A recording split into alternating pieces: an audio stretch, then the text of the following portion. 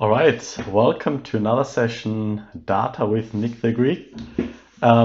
Today, as you already have seen videos about how the Spark architecture looks like, that we have lazy execution, that we have actions, narrow transformations, wide transformations. I would like to use the chance today to jump a little bit into the Spark UI and really show you how to identify an action, how you actually recognize if you have lazy execution, how do you see if a transformation is narrow or wide, because that's also important because wide transformations usually create some more inefficiencies than narrow transformations, and that's pretty much the plan for today. A few hints in advance. So if you're running Spark locally and not on Databricks, for instance, you might need one of those links to access the Spark UI. So in our case, I already opened it, and we can see here the Spark UI where no job has been running yet. Also, what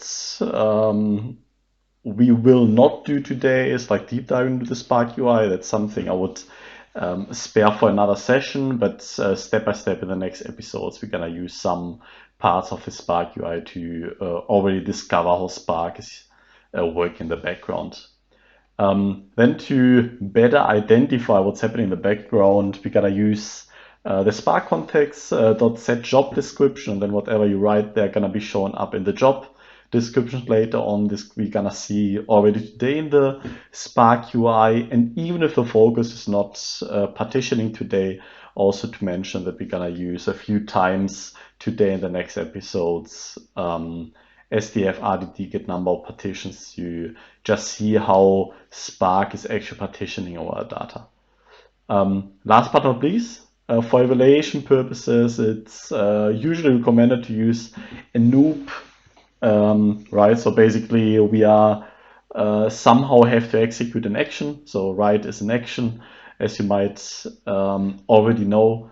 And doing actual writes, you usually have some storage optimization, etc. And the write noob is basically not doing anything in the background except of executing a dummy action. By that, you can way better evaluate your code.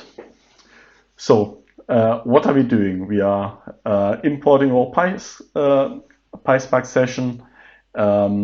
These are already executed, and what we're doing is we are deactivating some Spark and Databricks optimization, in this case adaptive query execution and caching, just because we really want to see what Spark in the background is doing without all those optimizations, to just analyze it a little bit better.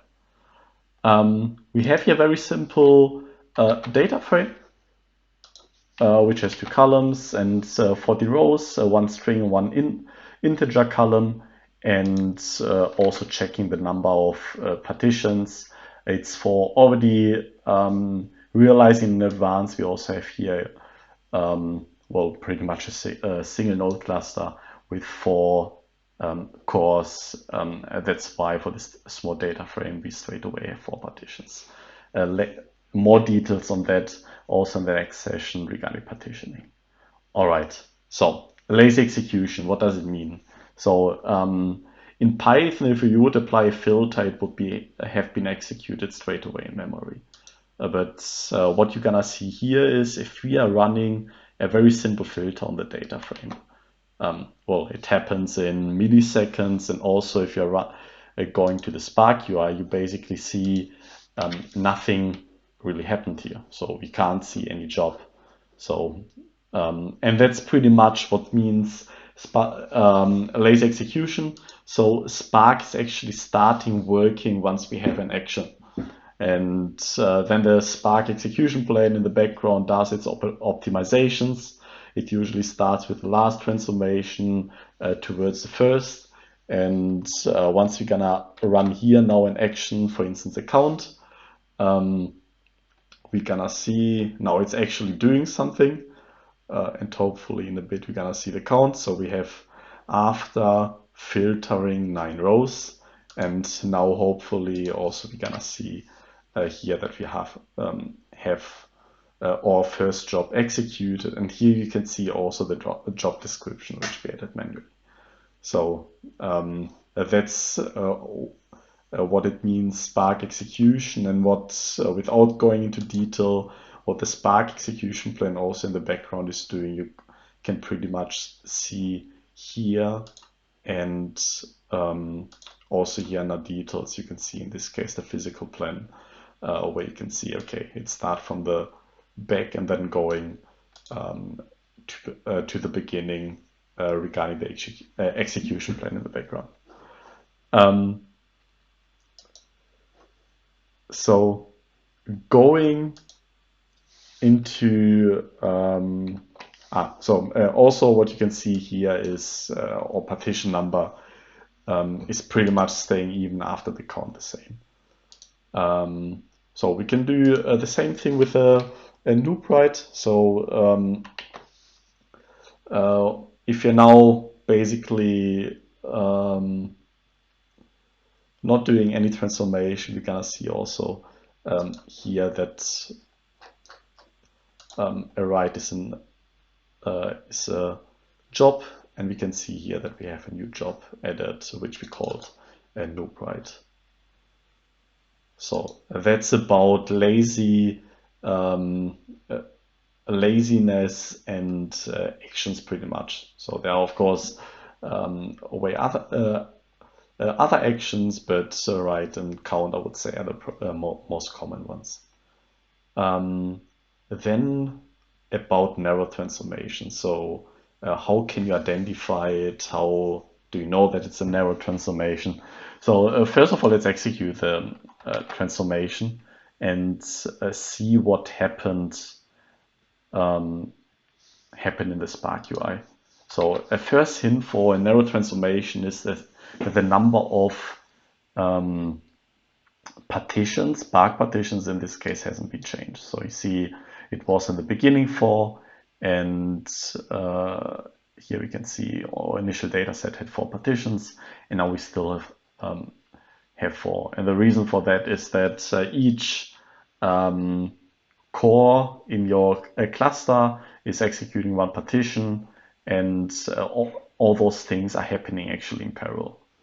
And that's exactly what you're gonna see also in the Spark UI now, or you already saw it also without the filter, that we have 1 single job. So we don't have any exchange within workers, and we have 4 tasks, which are in this case equivalent to the number of partitions, which or generally equivalent to the number of partitions you have. Also, when we're going into the details, we see, okay, we have our stage 3, we can see the DRG graph, and theoretically we can also see here some more details about the stages. So let's find our filter loop write. You can see the stage details, that we really have 4 stages, which pretty much run in 6 seconds each. So basically 1 stage without optimization, of course, and the number of partitions staying the same is pretty much an indicator that you have a narrow transformation. Another example, so we executed the count already before, is the count. So if you look into the Spark UI, you would assume, okay, that's a wide transformation. But what we're just doing is we are counting the data within the original data set. So basically we have no transformation, but you could say it's a narrow transformation, just with a count at the end. And actually, when we are jumping into the Spark UI, we're gonna see that this count operation actually executed 2 stages. So if we go to the DRG, we see that we have an exchange here, and also when we see go into the SQL part and check for our count, gonna see that we have this hash aggregate and exchange here. I mean, the the important part are actually the details, because you see that you have here partial count. So basically what count actually does is we are coming in with 4 partitions. That's what we, now I have to jump a little bit. That's what we saw here, that if we're going to our details, that our first stage were 4 partitions, and what each executor of those 4 did is it created a partial count. So let's say first executor creates 3, the second one 3, the third one 4, and the fourth one also 4. And then the one of those executors, so that's why we have this exchange, has to sum up all those values together. So 3 plus 3 makes 6, plus 4 makes 10, plus 4 makes 14. And that's how we are coming to the final count, which we're gonna have. And as you can see, here we have 14 in this case.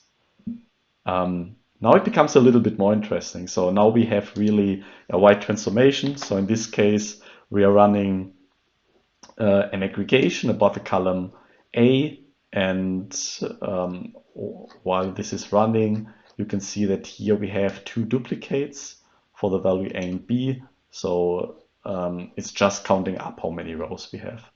And that's what you can see here at the end. We are just rerunning the data frame. And so how do you indicate that you have a wide transformation here? So one indicator is again the number of partitions. So it's 200, and the reason why is we have a parameter which is called Spark SQL Shuffle Partitions. So basically here you can define what's the number of partitions you're gonna have during the shuffling operation. And this usually depends on the number of data you're having in there. So without not going into details in this episode, but if I would now set the Spark Shuffle partitions to 40, you're gonna see that the outcome of the partition is gonna be a 40. And I mean, you already guess it. Why do I need 200 partitions if I have only 12 rows here? It doesn't make sense, and that's why we have also something like AQE, which is dealing with it. Before running the same transformation with AQE, just to show you the differences, let's jump again back to our job with the wide transformation here. That's the one we can see. So you can see we have again an exchange here similar to before, and also just jumping back, we also have 2 stages. In the one stage you can see, okay, we have the initial 4 partitions, and then we have suddenly 200 Spark partitions, which is also the reason why we end up at the end with 200 200 tasks, and that's why we end up with 200 partitions at the end. And looking into the SQL tab again, and going to the physical plan, we're gonna see something which is called hash partitioning. So, and here we see that the 0 to 200 hash partitions which are happening during a shuffle operation. And that's pretty much the 2 indicators where you realize, okay, this might be or is a shuffle partition. Looking at the same thing with AQE, as we already realized, okay, 200 partitions doesn't make sense for 14 rows of data as an outcome. And you will also see, okay, you already can see from the previous execution, I did that the outcome for those few rows is actually 1 partition only. And that's how it actually should be for smaller data sets. And that's where AQE really gives you a benefit. It realizes that there are a lot of small partitions. Let's do coalesce, so bring the partition, the data of multiple smaller partitions together to create a more efficient process. And if you're going back to the Spark UI, we will see under jobs, I called it white AQE in this case. We see even two jobs, so it's separating it pretty much. So here we see the same as before. But in the second job, we see the first job skipped and then see the AQE shuffle read. And the same thing, if you're going to the SQL part, we're gonna see that we have here shuffle read, which is doing this coalescing of the partitions, as already mentioned. And again, we're gonna continue with our execution plan. And that's it for today's session. So thanks a lot for listening. I'm gonna share the link with the code. And of course, as always, feel free to subscribe, and more Spark videos are coming. A good afternoon, and hopefully hear you soon in the next session.